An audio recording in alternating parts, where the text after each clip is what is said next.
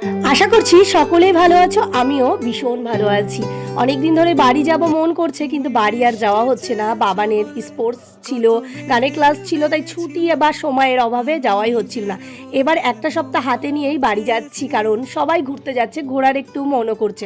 আর বাড়িতে না গেলে মা বাবাকে ছাড়া কোথায় বা যাব। আর আমাদের বাড়িতে আমার হাজব্যান্ড এতটাই ব্যস্ত যে ওর সময়ই হয় না, কিন্তু ও আমাকে কখনো বলে না যে আমি যাচ্ছি না বলে তুমি যেতে পারবে না। তো আমাকে সবসময় সব জায়গায় ছাড়ে। আমি বর্ধমান থেকে নদিয়ায় যাই, মানে 3টে ট্রেন পাল্টাতে হয় আমার রাস্তায়, কখনো কোনো দিনও মনে হয় না যে আমার কষ্ট হচ্ছে, কারণ আমার বাবা এতটাই স্যাক্রিফাইস করে। আমি এত দূর জার্নি করি, ও কখনো বায়না করে না। আর মাঝ রাস্তায় ভাইকে বলেছিলাম আসতে, কারণ আমার কাছে বড় একটা ট্রলি ছিল, সেই ট্রলিটা আমাদের রানাঘাট লোকালে ওঠানো সম্ভব ছিল না, কারণ খুব ভিড় হয়। বর্ধমানের ট্রেনটায় ওঠানো যায় যা হোক করে, কারণ হালকা থাকে।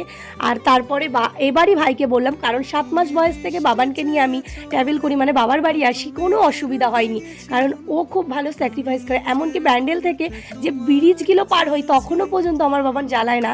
এই জন্যই বোধহয় এখনও পর্যন্ত আমার বাবা মানে শ্বশুরবাড়ি যখন বাবার বাড়ি আসি অসুবিধা হয়নি। আর খুব সুন্দরভাবে হাসি খুশিভাবে আমরা এনজয় করতে করতে ট্রাভেলিং করতে পারি, কারণ আমার বাবান সবটা বোঝে আর বোঝা শিখেও গেছে।